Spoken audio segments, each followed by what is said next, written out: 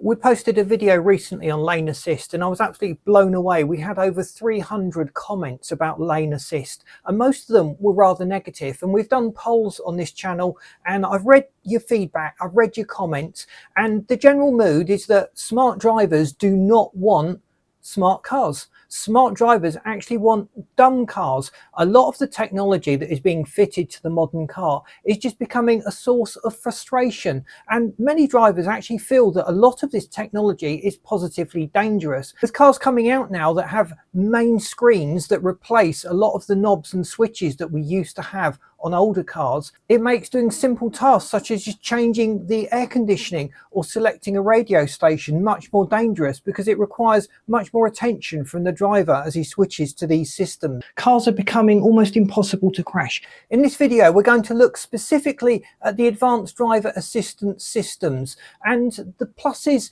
and the negatives, and you will see that the negatives are often outweighing the positives in many situations. Please, in the comments, let me know what you feel about all of these safety systems and whether it's putting you off buying a newer car.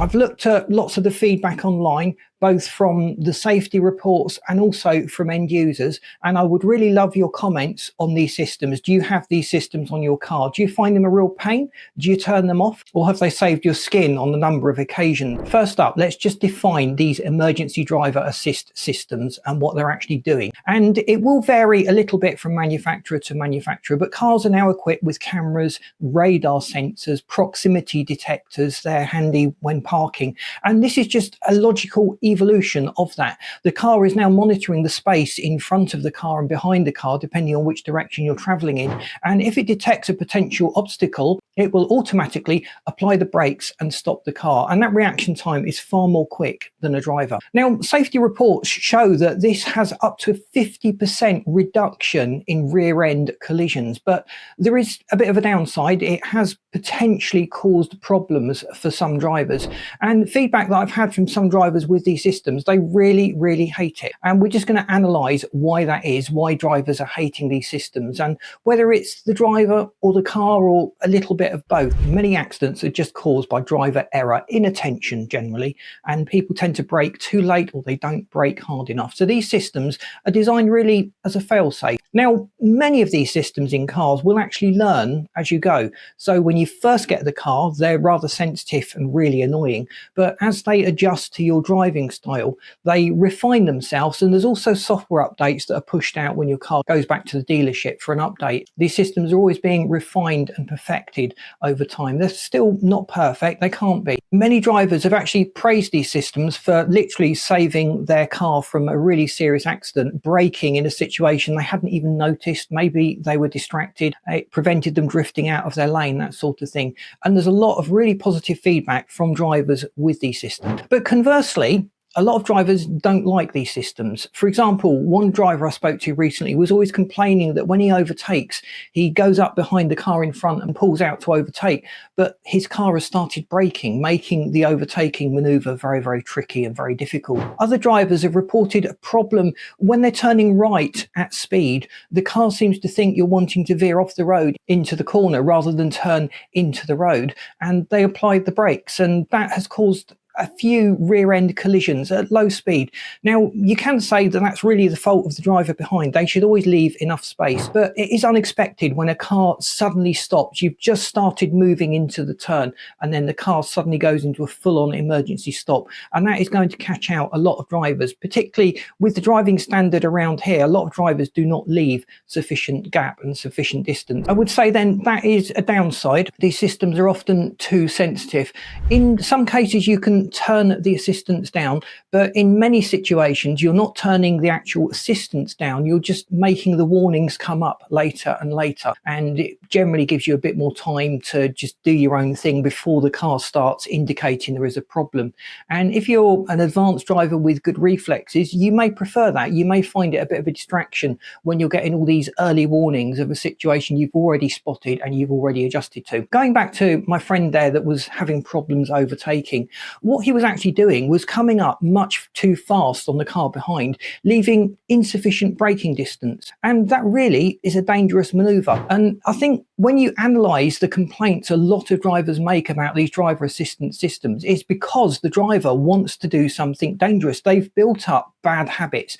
They leave things to the last minute before they pull out. They're not watching the stopping distance. They're misjudging the timing of the overtake maneuver or another maneuver on the road. And these systems really are just there as a safety net, and they're being triggered because you are beyond the limits of safety. Now, you've probably been driving for 40 years and never had a crash. That could just be down to luck rather than skill. If you're driving too close to the car in front and you've left insufficient stopping distance, no driver, even with the best reflexes in the world, is going to be able to safely stop if that car suddenly braked or hit an obstacle and came to a dead stop. It's fair then to say that a lot of these systems are just reminding drivers that they're developing bad habits, and that is what drivers do not like, the fact that they're being reminded they've picked up these bad habits. Now, there are some instances where an object has been misidentified. It's a shadow, a bird, a bag, something flying across the road, and it's been interpreted as a pedestrian, and the car has gone into full-on emergency stop mode. At speed on motorways, the sudden stopping again can be a problem. You could have a rear-end collision with the car behind you going into you. Again, that's really their fault for not leaving sufficient space. But if your car hadn't done its emergency braking thing, that incident would never have occurred. Now, when you weigh up the 50% reduction in accidents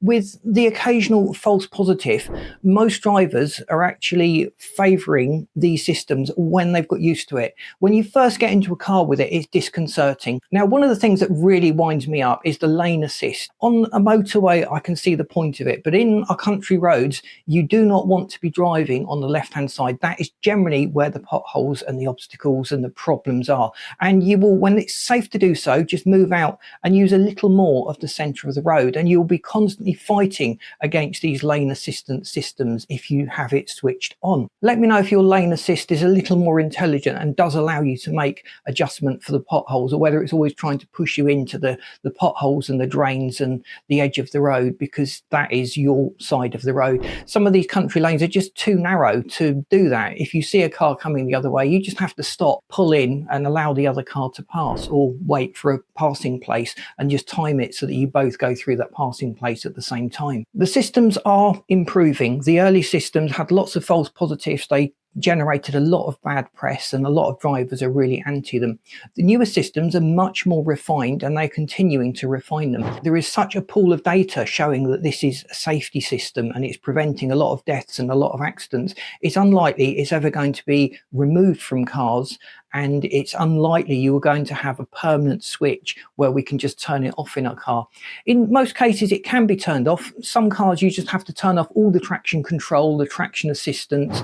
It's kind of dangerous driving a car without those assistances if you're not a brilliant driver, and certainly it can be quite treacherous in wet and slippery conditions. I'd like to know what your thoughts are on this. I've tried to be as unbiased as possible. Personally, I like to make the decisions myself. I mustn't speak too soon. I always try and make a continual effort to improve my driving. I don't consider myself a good driver, and that, I think, is the thing that makes you keep learning, keep experimenting, and keep developing your skills as a driver. Let me know if you feel you're a good driver. Be honest in the comment, and whether you're going to be using these safety systems or deliberately avoiding a car that has these safety systems on it. Thanks for watching. Please boot the like button if you found this video interesting and informative. If you haven't subscribed to the channel, please do so. That really does help us out with the algorithm, and I've lined up this video and this playlist that you should find really interesting. Thanks for watching. See you in these next videos.